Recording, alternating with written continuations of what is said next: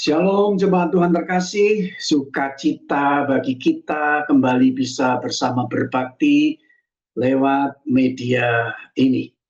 Sukacita kita karena Tuhan pakai akan tim pelayanan dari Smart People Church ini, mereka dengan setia menyediakan bagi kita makanan rohani yang selalu menjadi berkat bagi kita sekalian. Kembali kita akan bersama untuk belajar daripada firman Tuhan. Topik yang saya akan sampaikan kepada kita pada kesempatan ini adalah kasih Tuhan membuat sukacita. Kasih Tuhan membuat sukacita. Mari kita akan terlebih dahulu membaca firman Tuhan terambil dari Injil Yohanes pasalnya yang ke-16 ayatnya yang ke-20. Injil Yohanes pasal yang ke-16 ayat yang ke-20. Demikian firman Tuhan. Aku berkata kepadamu, sesungguhnya kamu akan menangis dan meratap, tetapi dunia akan bergembira. Kamu akan dikatakan berduka cita, tetapi duka citamu akan berubah menjadi sukacita. Mari kita akan berdoa sebelum kita akan merenungkan firman Tuhan ini. Terima kasih Tuhan Yesus. Sabdamu sudah dibacakan dan kami sudah dengar. Mohonkan roh hikmat melalui Roh Kudus, melalui hamba-Mu yang akan berbicara. Perkenankan akan hamba-Mu berbicara seturut kebenaran firman Tuhan, memberikan kepada kami kasih Tuhan yang membuat kami sukacita.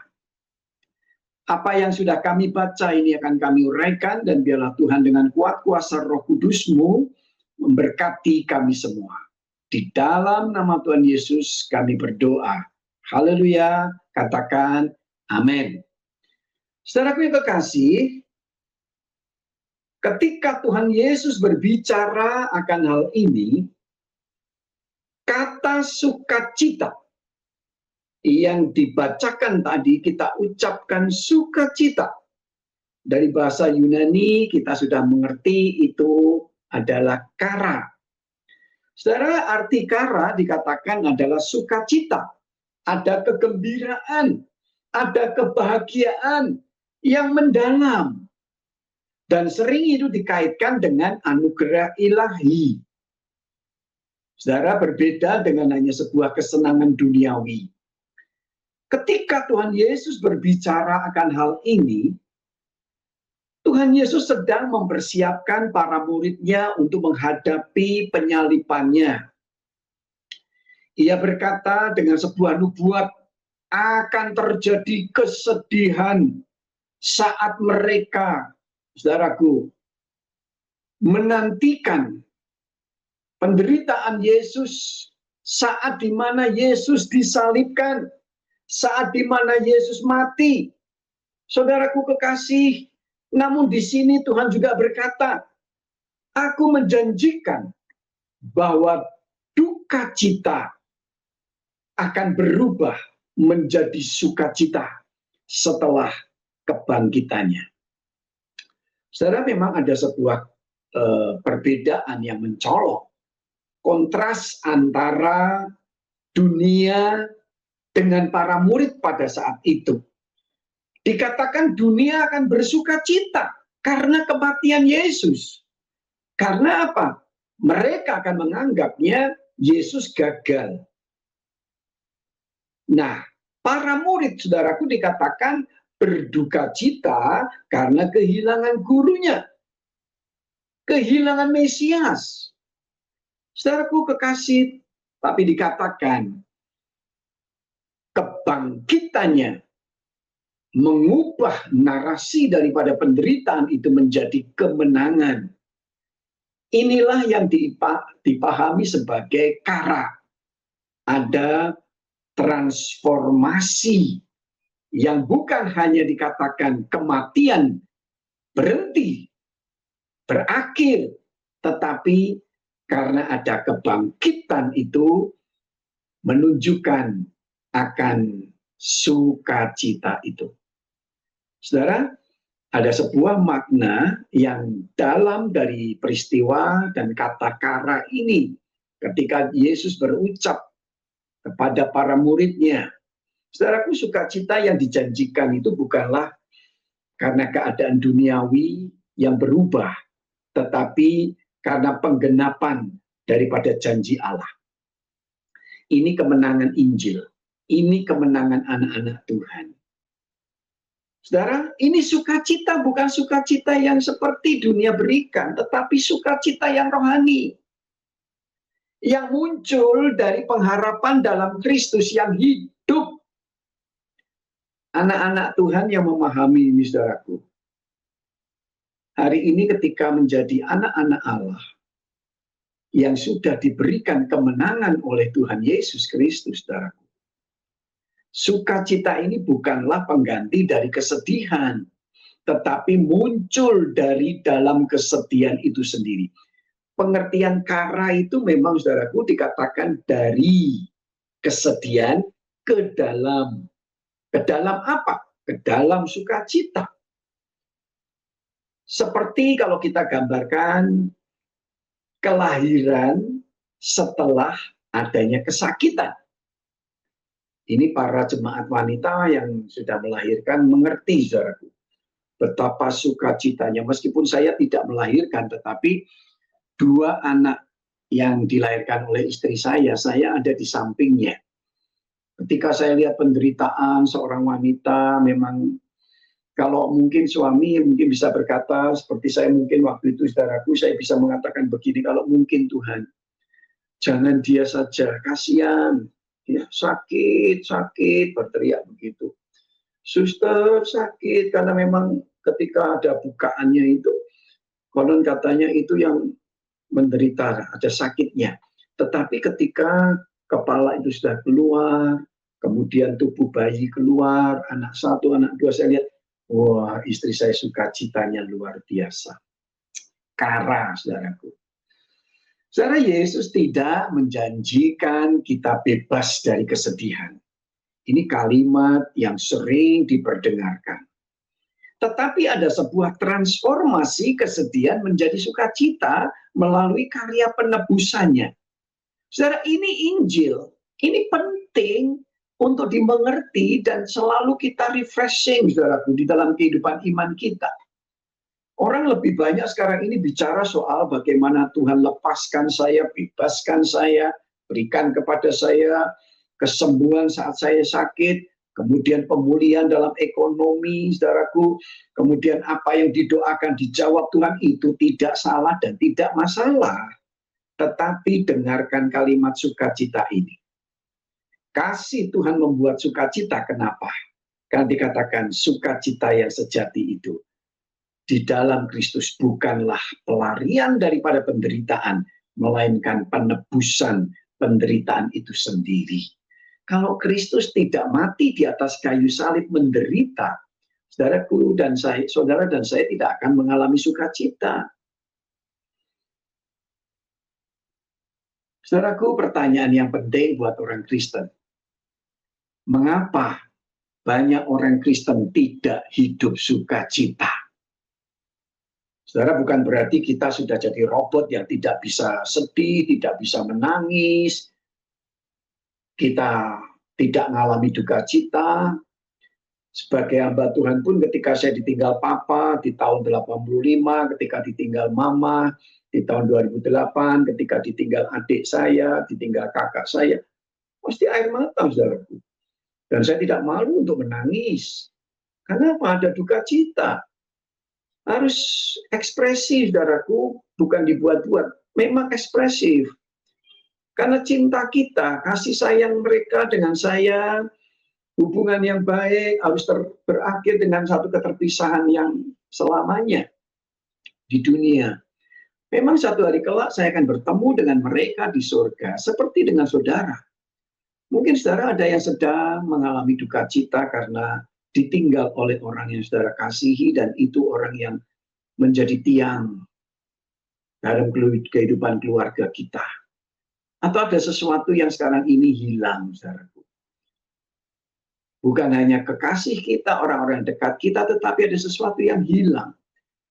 Kesedihanmu dan kesedihanku itu manusiawi. Tetapi ingat janji Tuhan, ingat perkataan Tuhan. Dan hari ini, saudaraku, berita yang sangat penting untuk kita.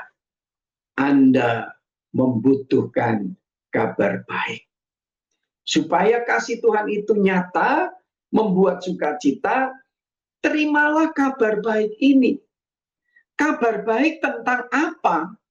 Kabar baik tentang apa yang telah Allah lakukan melalui Kristus untuk menyelamatkan kita. Ini kalimat Injil. Saya ulang, Bapak Ibu Saudara. Kabar baik tentang apa yang telah Allah lakukan melalui Kristus untuk menyelamatkan kita. Jadi saudara, seringkali kita hanya terfokus kepada ketika Allah menjawab doaku, tetapi kalimat Injil ini sangat penting memberikan sukacita. Saudaraku kekasih, Injil adalah kasih karunia, bukan prestasi. Jadi kalau saudara dan saya sekarang bisa sukacita karena terima berita Injil, terima Injil ini dalam kehidupan kita, ini bukan karena usaha kita.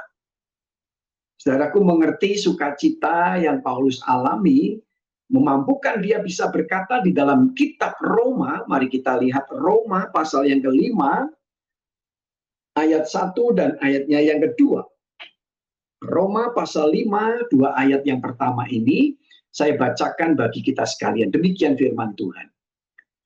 Sebab itu, kata Paulus, kita yang dibenarkan karena iman, kita hidup dalam damai sejahtera dengan Allah oleh karena Tuhan kita Yesus Kristus. Ayat yang kedua, oleh Dia kita juga beroleh jalan masuk oleh iman kepada kasih karunia ini. Di dalam kasih karunia ini kita berdiri dan kita bermegah dalam pengharapan akan menerima kemuliaan Allah. Inilah sukacita yang abadi. Saudaraku kekasih, kasih Tuhan dan sukacita tidak terpisahkan. Dengan adanya kabar baik ini, itu yang mengubahkan hidup kita hari ini, saudaraku. Seperti yang lalu saya sudah katakan, saudara bersyukur karena berkat jasmani. Pernahkah berucap, Tuhan Yesus terima kasih karuniamu sudah kami terima, sudah saya alami. Kebahagiaan dalam sukacita Tuhan karena keselamatan yang sudah diterima oleh anak-anak Tuhan ini. Saudaraku, saya coba mengutip seorang hamba Tuhan bernama Timothy Keller. Timothy Keller ini berkata begini, saudaraku. Kita yang berdosa, dan ketika kita membayangkan dosa kita, sebenarnya dosa kita itu jauh lebih dari apa yang pernah kita bayangkan. Tetapi ketika kita mengingat kasih, kita ini dikasihi dan diterima dalam Kristus lebih daripada apa yang kamu harapkan. Saya kutip kalimat itu berkata demikian, kamu lebih berdosa daripada yang kamu bayangkan, tetapi lebih dikasihi dan diterima dalam Kristus daripada yang kamu harapkan. Coba saudaraku, mampu kita membaca diri kita dalam dosa Allah sangat jelas. Tetapi ketika kita melihat pengharapan Allah memberikan lebih daripada apa yang pernah kita bayangkan. Saudara, ini sukacita. Maka sekali lagi, mengapa banyak orang Kristen yang tidak sukacita? Karena belum terima kabar baik ini. Saudaraku, saya katakan lagi di dalam Injil Yohanes pasal yang ke-15 ayat yang ke-11. Injil Yohanes pasalnya yang ke-15 ayatnya yang ke-11. Firman Tuhan berkata begini, semuanya itu ku katakan kepadamu, supaya sukacitaku ada di dalam kamu, dan sukacitamu menjadi penuh. Saudaraku kekasih, pahami, kalau kita hari ini manusiawi bisa sedih, tetapi tanpa sukacita berarti dipertanyakan kualitas kekristenan kita. Kenapa? Karena kasih karunia saja Tuhan berikan kepada kita. Keselamatan dengan kepastian, hidup kekal yang sudah kita mulai cicipi sekarang ini, yang akan sempurna dialami di balik daripada kematian kita. Saudaraku, kenapa kita seringkali kehilangan sukacita ini? Kenapa? Karena sekali lagi Injil belum ada di dalam hatiku dan hatimu. Masalah seringkali menjadi sesuatu yang lebih utama, yang nampak daripada Tuhan yang berkuasa. Saudaraku, perhatikan juga. Kalau Tuhan Yesus tadi berkata di dalam Injil Yohanes pasal yang ke-15 ayat yang ke-11, semuanya itu kukatakan. Artinya lengkap, saudara, apa yang disimpan oleh Tuhan. Ketika Tuhan mengajarkan firman-Nya, ketika Tuhan membimbing kita melalui Roh Kudus-Nya, saudaraku, Tuhan sungguh memberikan sukacitanya ada di dalamku. Sukacitaku ada di dalam kamu, kata Tuhan Yesus. Oh, luar biasa, saudaraku. Sukacita ilahi ada di dalam diri kita. Oh, ini kebahagiaan yang tidak bisa ternilai oleh apapun, saudara. Kita tidak bisa beli sukacita hari ini yang abadi seperti yang Tuhan miliki. Dan Tuhan sudah berikan kepada kita. Tetapi hati-hati. Kalau kita sudah ada di dalam jalan Tuhan, yang dikatakan jalan kekekalan menuju kepada hidup yang kekal. Namun kita terus dirongrong oleh hal-hal ini yang saya sebut sebagai musuh daripada sukacita. Saya melihat ada 5 hal. Mari kita perhatikan, saudaraku, jalan kekekalan ketika kita mau menikmati sukacita Tuhan yang dikatakan supaya kita punya sukacita yang penuh, Tuhan sudah berikan kepada kita, dan ini buah roh. Kita akan mengenal ada 9 rasa dari buah roh itu. Kita tidak sebut sebagai buah-buah roh. Karena Galatia pasalnya yang ke-5 berkata dengan tunggal, buah roh. 9 rasa kasih sukacita. Nah, saudaraku, hati-hati, Roh Kudus bersama kita. Roh Kudus tinggal dan berkuasa dalam diri kita, tetapi musuh itu terus juga mengancam kita, bahkan dikatakan merongrong kita. Apa musuh sukacita orang percaya? Yang pertama dikatakan bahwa musuh dari sukacita sejati bukan sekedar kesedihan atau penderitaan. Ini musuh, saudaraku. Tetapi ada beberapa musuh utama sukacita yang lebih dalam secara rohani. Perhatikan, yang utama adalah, yang pertama ini adalah DOSA, dosa. Saudara, saya suka kata dosa itu kalau tanpa S, dia menjadi doa. Kalau ada setan, ada sin atau dosa ini, saudaraku, hati-hati, hidup orang percaya pasti tidak bahagia. Jangan katakan orang yang hidupnya fasik atau hidupnya di luar Tuhan, hidupnya jauh daripada Tuhan, kok nampaknya sukacita ya? Kok nampaknya bahagia? Ya, kelihatan lahiriah. Tetapi dia di dalam hal yang utama, yang pertama ini dikatakan mereka itu kalau di luar Kristus, hidupnya di dalam dosa, saudara. Di luar Kristus, orang berdosa. Orang yang dibenarkan oleh karena Kristus, hidupnya di dalam pembenaran dan mengalami sukacita. Saudara, dosa memisahkan kita dari hadirat Allah, sumber sukacita sejati. Ada Mazmur yang penting untuk kita dari hal ini, Mazmur nomor 51 ayatnya yang ke-14. Mari kita lihat Mazmur nomor yang ke-51 ayat yang ke-14. Firman Tuhan berkata demikian, bangkitkanlah kembali padaku kegirangan.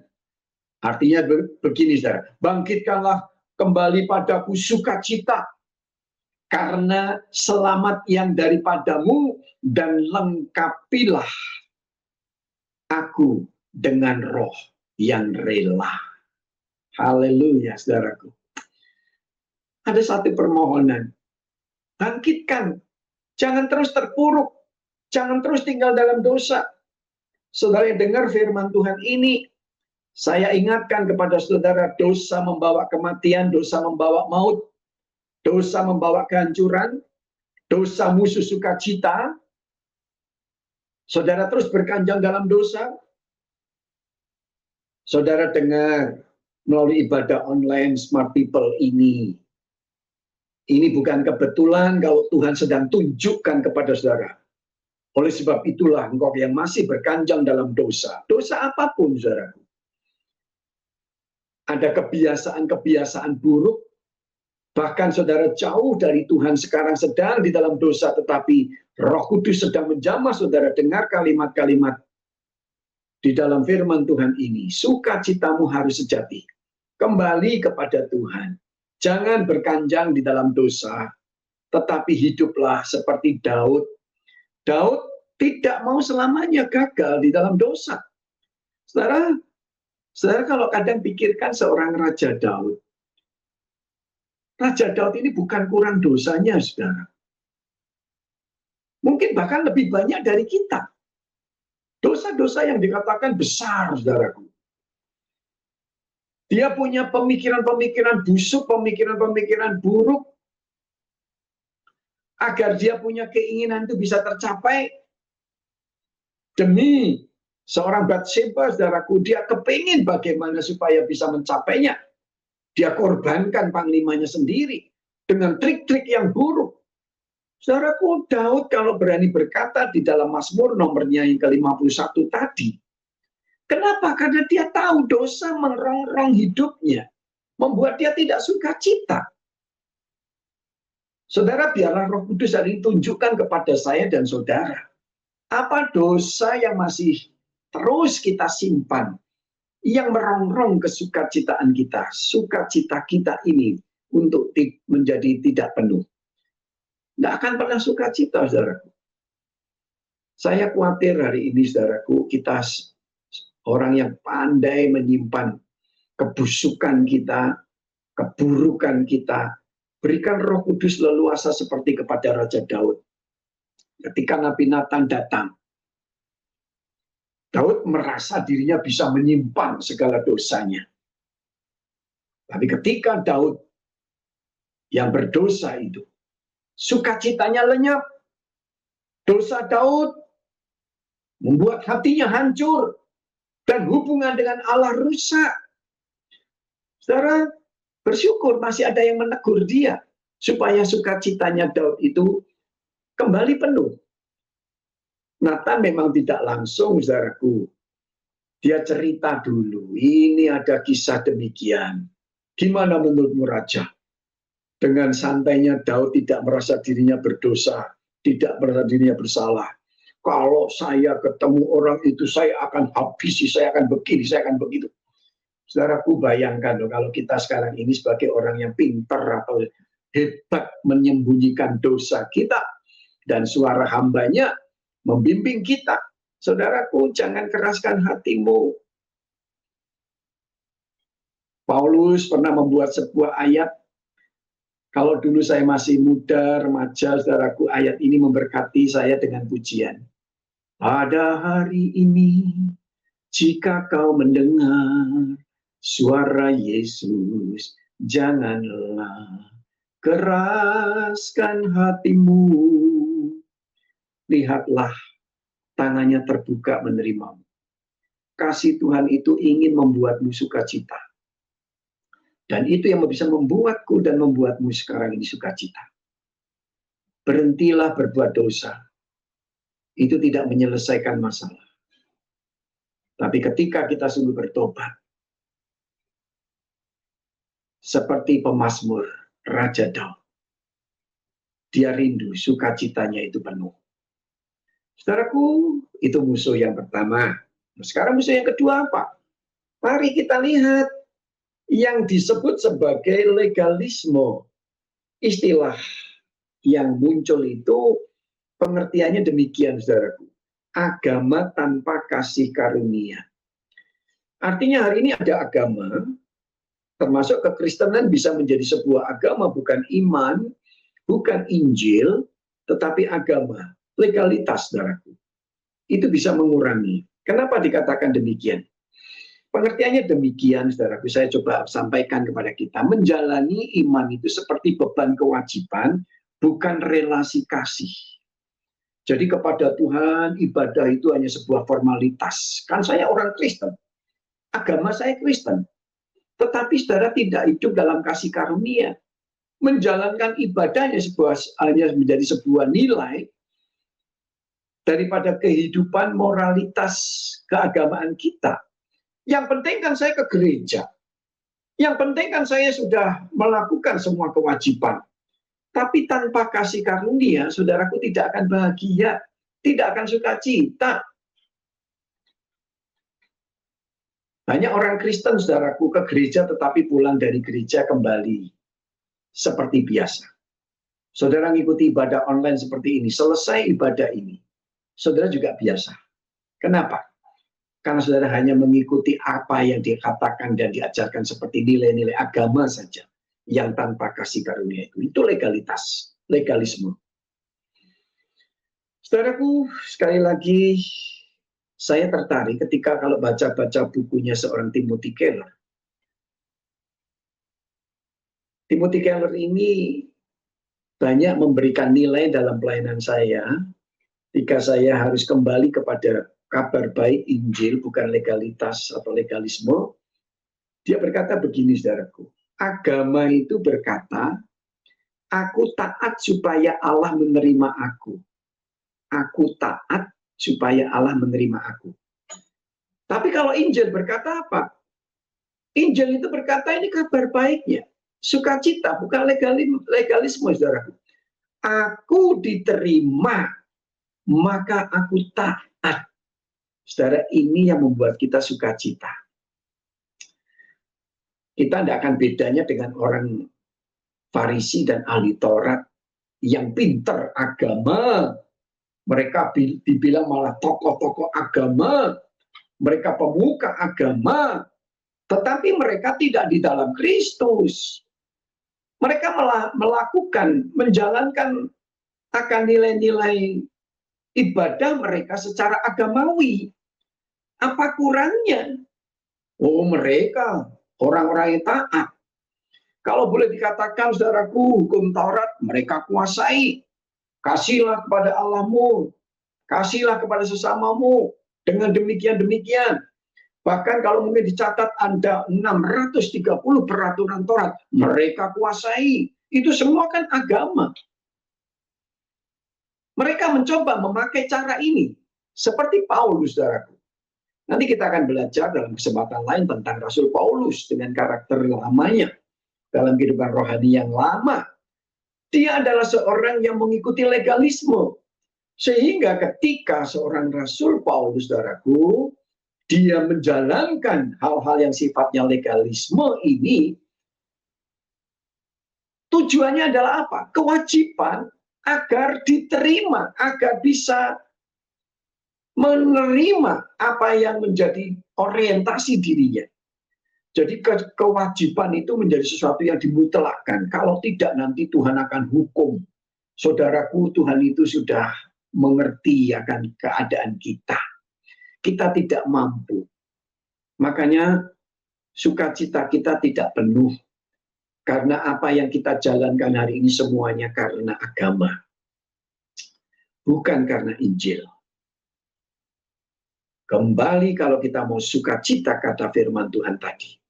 Ingat kematiannya, ingat karya penebusannya, ingat akan berita kemenangan dalam kebangkitannya. Ini yang terus diberitakan oleh Rasul Paulus supaya sukacita jemaat itu menjadi penuh. Saudara yang kekasih, hidup di dalam performa rohani yang terus-menerus mengejar penerimaan akan menghancurkan sukacita. Bagaimana kita berjuang, kita tidak mampu. Makanya Rasul Paulus dia berkata, apa yang aku lakukan semua itu adalah sampah ketika dia mengenal berita keselamatan di dalam Yesus Kristus. Saudara kepingin diberkati dan sukacita, mari jangan hanya menjalankan hal-hal yang bersifat agamawi, tetapi yang terutama daripada itu adalah apa? Sungguh-sungguh kita menaati apa yang diperintahkan Tuhan, bukan untuk kita supaya kita diterima Tuhan, ataukah kita bisa mengalami semoga kelak, saudaraku. Sukacita kita bukan untuk mencapai itu, karena apa? Kita lebih dulu dikasih oleh Tuhan, kita lebih dulu diampuni oleh Tuhan. Makanya sekarang kita kembali mengasihi orang lain, kita mengasihi Tuhan dengan penuh kasih kepada Tuhan.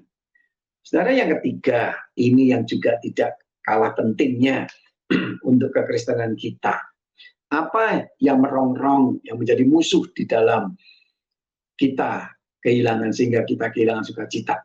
Yang ketiga adalah dua kata ini, ketakutan dan kekhawatiran. Saudara mungkin berat untuk berkata, saya sedang dalam ketakutan dan kekhawatiran karena bebanmu sedang terlalu berat. Tapi ingat, fokus kepada hal-hal yang sifatnya duniawi membuat kita kehilangan damai dan syukur, saudaraku. Fokus kepada hal-hal yang duniawi membuat kita kehilangan damai dan syukur. Mari dengar kata Paulus dalam Filipi pasal yang keempat, ada dua ayat yang penting. Filipi pasal 4 ayat 6 dan ayat yang ke-7. Mari kita baca sama-sama, saudaraku. Filipi pasal yang keempat ayat 6 dan 7. Firman Tuhan dikatakan demikian oleh Rasul Paulus kepada jemaat Filipi yang dikatakan jemaat yang penuh sukacita. Jemaat Filipi itu bukan kurang sukacita. Makanya dia nasihatkan kepada jemaat di Filipi dalam pasal yang keempat ayat 6 dan 7 ini. Ayat yang sebelumnya Paulus berkata, bersukacitalah. Sekali lagi kukatakan bersukacitalah, pada dia dari dalam penjara. Pasti ada ketakutan, kekhawatiran. Tetapi dia berani berkata demikian. Sekarang di dalam pasal 4 ayat ke-6 dia berkata, janganlah hendaknya kamu khawatir tentang apapun juga. Tetapi nyatakanlah dalam segala hal keinginanmu kepada Allah dalam doa dan permohonan dengan ucapan syukur. Selanjutnya ayat yang ke-7. Damai sejahtera Allah yang melampaui segala akal akan memelihara hati dan pikiranmu dalam Kristus Yesus. Saudara khawatir, saudara ketakutan dan khawatir, itu musuh sukacita yang ketiga. Saudara mau diam di sana atau saudara mau sekarang berpindah kepada kasih Kristus? Tidak dipungkiri, saudaraku, apa yang kita sedang alami di dalam kesulitan hari ini bisa membuat kita takut, bisa membuat kita khawatir. Tetapi perhatikan, dua kata ini musuh juga di dalam sukacita kita. Mari belajar seperti Paulus tadi katakan, jangan hendaknya kamu khawatir.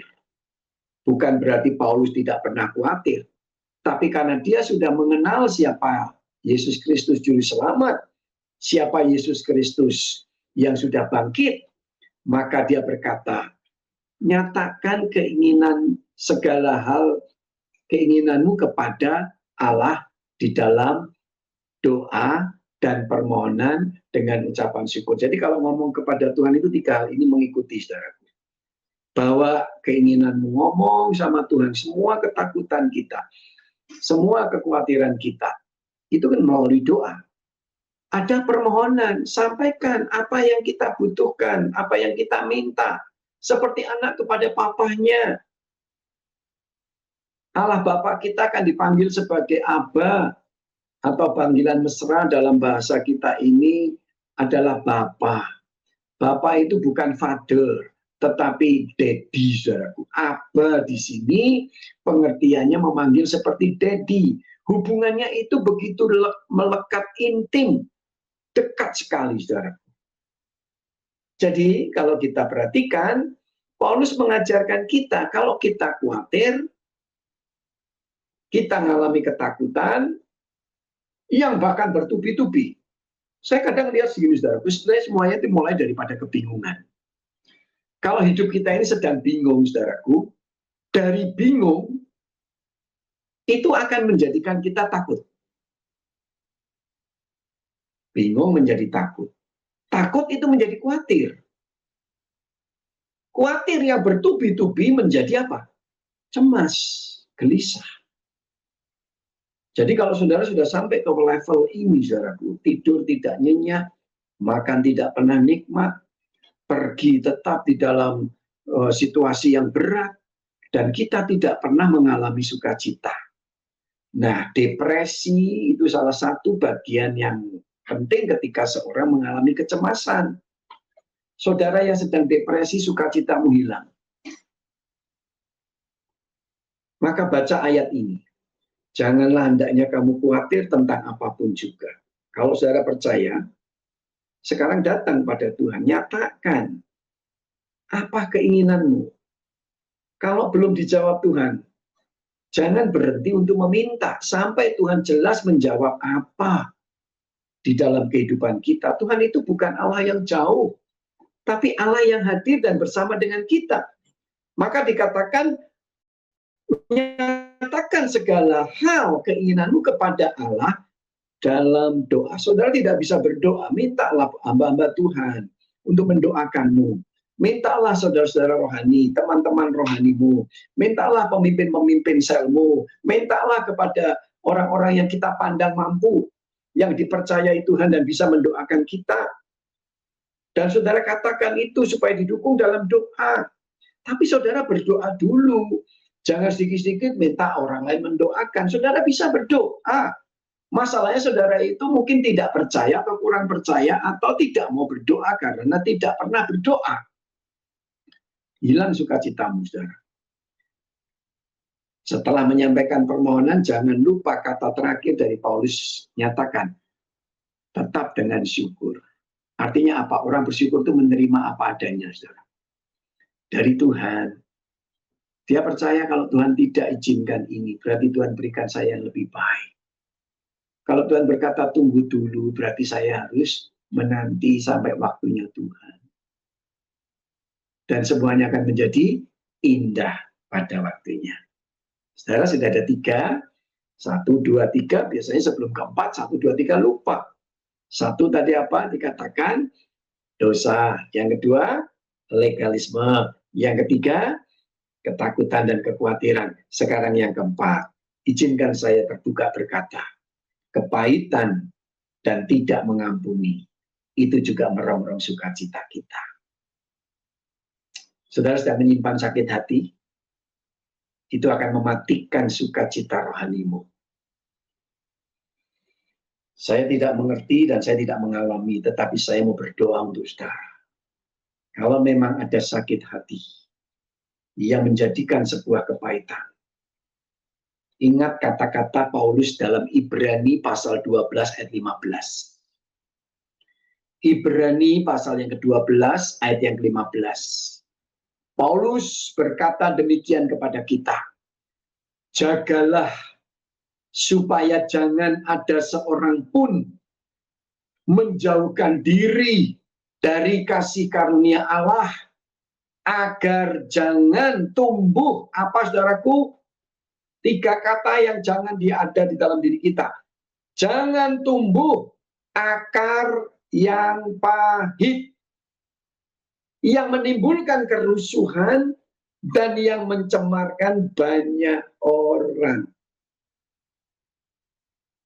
Saudara yang kepahitan susah berkata amin. Tapi saudara yang mau belajar akan berani berkata amin. Saudara yang tidak sedang menyimpan kepahitan, saudara berani juga berkata amin. Saudara, buat apa kalau kita terus simpan? Orang yang menyakitimu, orang yang menyakiti kita, hari ini mereka tidak sadar ataukah sadar, tetapi mereka membiarkan kita.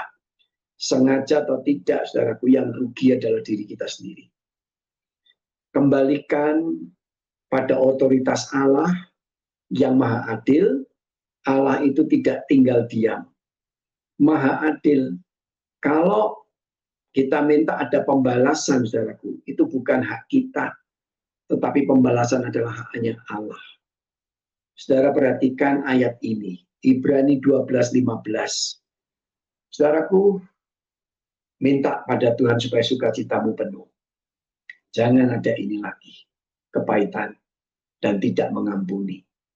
Yang terakhir, saudaraku, ketidakpercayaan. Saudara tidak percaya pada janji Allah akan mengeringkan sumber sukacita. Ketidakpercayaan. Roma 15 ayat 13 dikatakan demikian oleh firman Tuhan. Roma 15:13 mengakhiri khotbah ini. Tuhan Yesus berkata, firman Tuhan berkata melalui Rasul Paulus, semoga Allah, sumber pengharapan, memenuhi kamu dengan segala sukacita dan damai sejahtera dalam iman kamu, supaya oleh kekuatan Roh Kudus kamu berlimpah-limpah dalam pengharapan. Pegang bagian yang terakhir ini. Percaya, jangan tidak percaya. Karena ketidakpercayaan itu pada janji Allah akan mengeringkan sukacitamu. Sumber sukacita kita kering karena tidak percaya. Aku percaya Tuhanku ajaib. Kau turun tangan, memulihkanku. Allah mau pulihkan saya dan saudara. Mari datang kepada Tuhan. Saudara yang rindu untuk didoakan. Saudara yang rindu untuk dipulihkan. Dipenuhkan sukacitamu. Terima kasih Allah. Terima kabar baik. Serahkan hidupmu pada Tuhan. Saya berdoa untuk saudara. Dimanapun mereka berada, Tuhan. Ketika hidup kami menderita, sukacita kami hilang. Memang berita salib adalah sukacita bagi dunia. Duka cita bagi para murid pada saat itu. Tetapi Tuhan tidak diam. Engkau ganti duka cita para murid itu menjadi sukacita, dan janjimu memenuhi sukacita di dalam diri mereka karena Tuhan bangkit. Tuhan menang. Tuhan memberikan itu kepada kami. Ketika ada dosa, ketika kami hanya melakukan kehidupan kekristenan kami sebagai orang agamawi, ketika ketakutan dan kekhawatiran, ketika kepahitan dan sikap tidak mengampuni, serta ketidakpercayaan itu terus tersimpan di hati kami. Itu semua membuat kami menderita. Tuhan, tolong kami. Termasuk hamba-Mu rindu terus dipulihkan, dipenuhi sukacitanya. Karena Tuhan yang memenuhkan. Lepaskan, bebaskan kami yang sedang dalam ketakutan ini untuk mengingat kabar baik, untuk mengingat kemenangan yang Tuhan berikan. Terima kasih Tuhan Yesus. pelayanan ibadah online ini melalui Smart People Church ini Tuhan. Sungguh memberikan kepada kami akan berkat rohani yang luar biasa. Diberkati Tuhan mereka, para pemimpinnya, juga staf yang ada, tim multimedianya. Tuhan cukupi segala yang mereka butuhkan. Ketika kami diberkati, kami boleh mengingat mereka untuk mendukung pelayanan mereka yang bisa menjangkau lebih banyak orang lagi lewat media ini. Terpuji namamu Tuhan Yesus. Haleluya. Haleluya, katakan amin. Amin. Tuhan memberkati kita sekalian, Bapak Ibu Saudara. Sampai jumpa dalam kesempatan yang lain. Salam kasih dari saya, Pendeta Setiawan Budiana, untuk kita sekalian. Tuhan besertamu. Amin.